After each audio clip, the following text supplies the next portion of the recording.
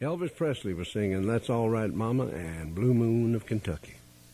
Now, that sound went right straight up my spine. The way he sang, he sounded black, but something about the songs were really country. Maybe it was that old flapping of the big doghouse bass, all wood thump, and the slapback echo on the guitars wailing and trailing away. It just went right through you. I was crazy about Elvis. I loved that churning rhythm on the bottom. He didn't even have drums yet, but that rock and roll part was unmistakable. On my own radio show, we used to do some rock and roll things like Chuck Berry and Ray Charles, Little Richard. Every time I played Little Richard's record, the owner would come all the way back out to the station from his house. He wouldn't even call. He'd just cuss me out until one night I played 2 in a row, and he fired me. My hero then was Sonny Curtis. He was so far advanced to what I was as a guitar player that I seemed to be struggling compared to him. His uncles were the Mayfield brothers, a bluegrass group, and Ed Mayfield had actually played with Bill Monroe's band. Sonny couldn't remember the time when he couldn't play a guitar. We had met when he used to come over to Littlefield to perform at the Palace. I'd do a few songs, and he'd do a couple more, and then we'd sing It's Been a Blue, Blue Day and collect our $10 and be on our way. We were all coming out of the woodwork. We'd seen most of us in small-town talent contests and country music shows in the area, and when KDAV in Lubbock started hosting a Sunday party, as early as August 1953, we got to meet each other on a regularly scheduled basis. Everybody had bands, and whoever booked the gigs would mix and match musicians. One night I was in a restaurant in Lubbock over on Avenue Q with Sonny Curtis and Weldon Myrick. We didn't have any money, and I'd hitchhiked to Lubbock. Sonny took the only nickel that was among us and put it in a jukebox and pressed Chet Atkins' Poor People of Paris. Sonny could really play in that finger-picking style. I admired him so much that I wanted to change my name to Sonny one time. There was one other musician with us in that restaurant. His name was Charles Hardin Buddy Holly. Now, he didn't look like the type of guy that you'd expect to turn on the crowds, but I always enjoyed him as a performer. He wasn't impressive as a singer of country music, but man, the minute he hit that rock and roll, he was something else. Buddy called it Western and Bop, which could include everything from Annie Had a Baby, a rhythm and blues song that he heard coming out of Stan's record rack on KWKH Shreveport, Louisiana, to the country and western that sprouted out of the same town on the Louisiana hayride.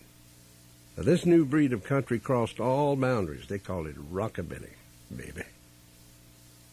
Buddy's big break came at a Bill Haley concert in October of 1955 at the Fair Park Coliseum, when Lubbock's own Buddy, Bob, and Larry were discovered by Eddie Crandall of Decca Records. Rather, Buddy was.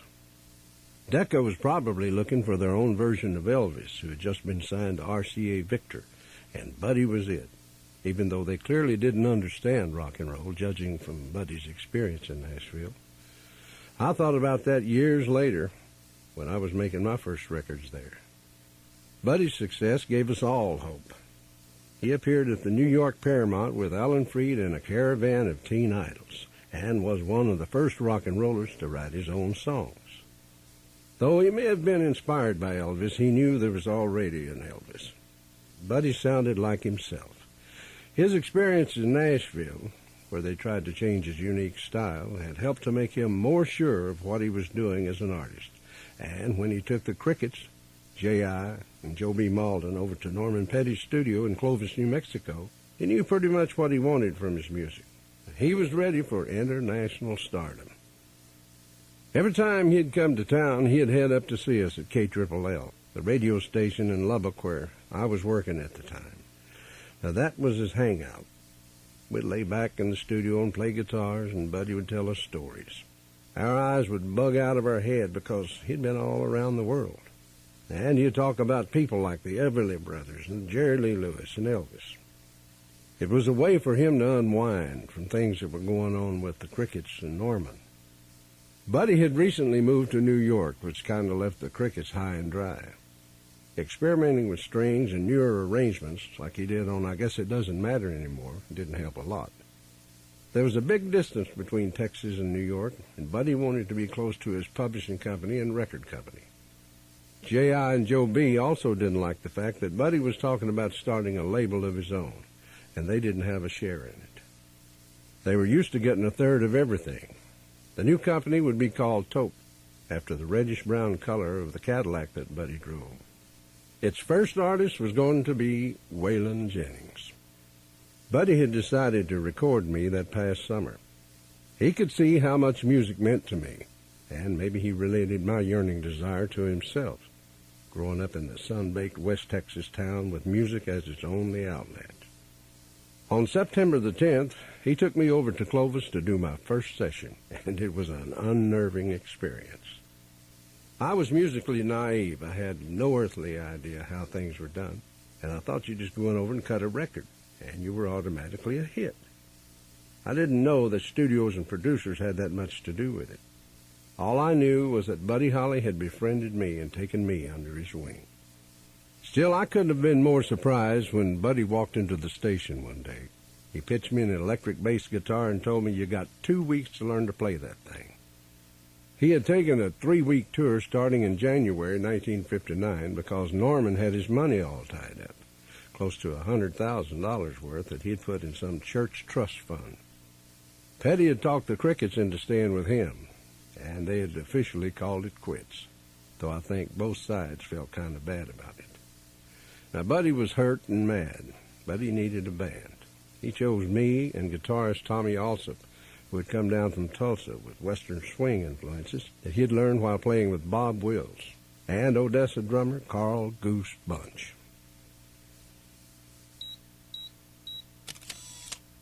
There we were in a photo booth at Grand Central Station.